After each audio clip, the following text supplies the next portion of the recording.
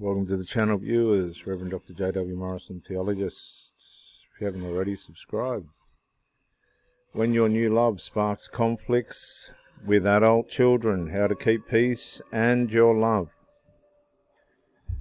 When Jean fell unexpectedly in love, 11 years after her cherished husband's death, it felt like an incredible blessing, a life bonus, after years of grief and loneliness.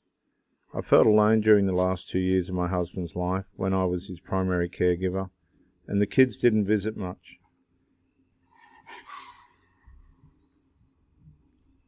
They give too much credence to their children, these people.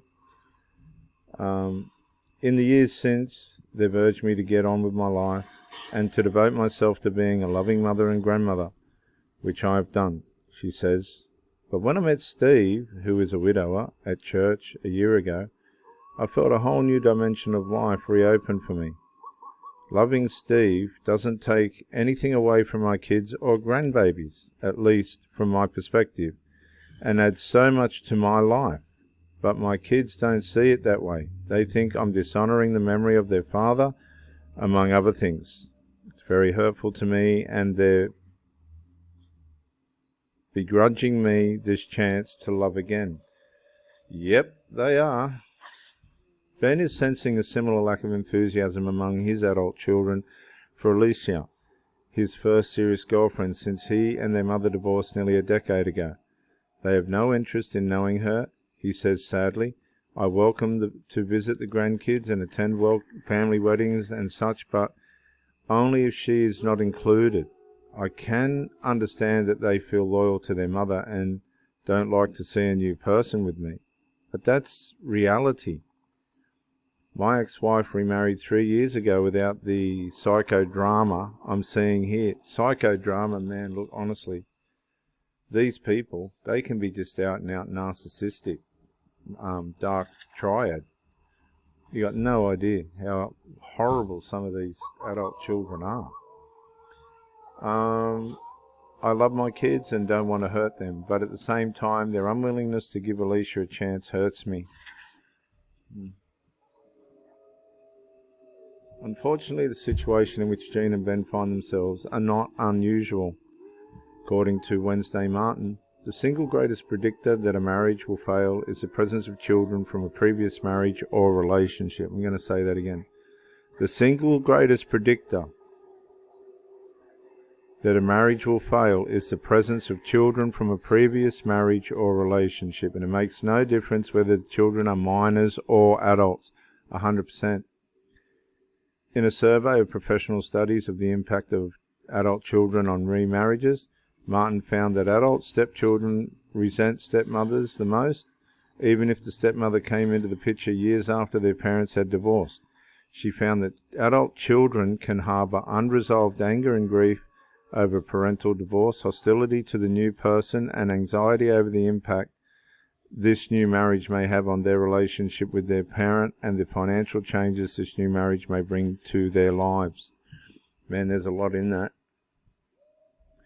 Research by Richard Warshak has found that the underlying dynamics of this conflict can include jealousy, narcissistic injury, desire for revenge, competitive feelings, and parent-child boundary violations. Everything I talk about. What can you do to enjoy your new love and keep peace with your adult children? Let's see what this says. I hope boundaries come into it. Be realistic in your expectations. Don't expect your adult children to be immediately delighted at your news. They have an attachment to how things were before. No one can or should try to replace their other parent. And know that when a new person comes into a family system, there can be a lot of anxiety among the children, both minor and adult, about how they will fit into your new life.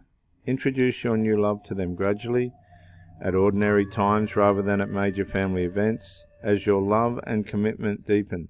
Don't expect or demand that your adult children share your enthusiasm. Give them a chance to know this new person over time and to develop their new relationship with him or her without ultimatums. At the same time, let them know that you expect a certain level of civility toward the person you love, even if they may never feel close. Oh God. Some of these single mums need to read this shit. Make one-on-one time with adult children a priority. A lot of conflict between adult children and a newly in love parent comes from the adult child wondering how he or she will fit into your new life, worrying about a loss of closeness with you. Let them know that your love is consistent and forever. Don't insist that your new love be a part of every get-together with your adult child. Giving a high priority to time alone together can make a huge difference in your son's or daughter's acceptance and support. Nah, doesn't. Keep clear boundaries. Even though they're grown, your children are unlikely to relish hearing all the details of your new life and love, grown or not. Children don't really want to think about their parents' sex lives. Respect the parent-child boundaries and don't regale them with too much information. This is what they do.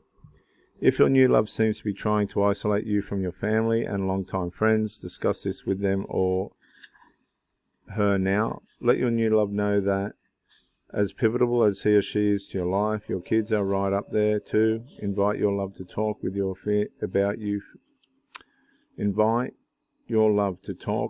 about feelings she may be having and what perspective he has on closeness with family and old friends.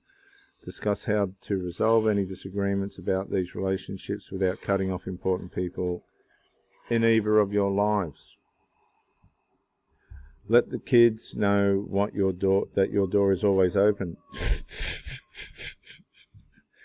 Brother, the last woman I had, you couldn't even go to a fucking house to visit. That's how horrible it was. Don't slam it shut by not inviting them to weddings or boycotting theirs because they're reluctant to include your new love. Leave room from compromises and agreeing to disagree while being there for one another.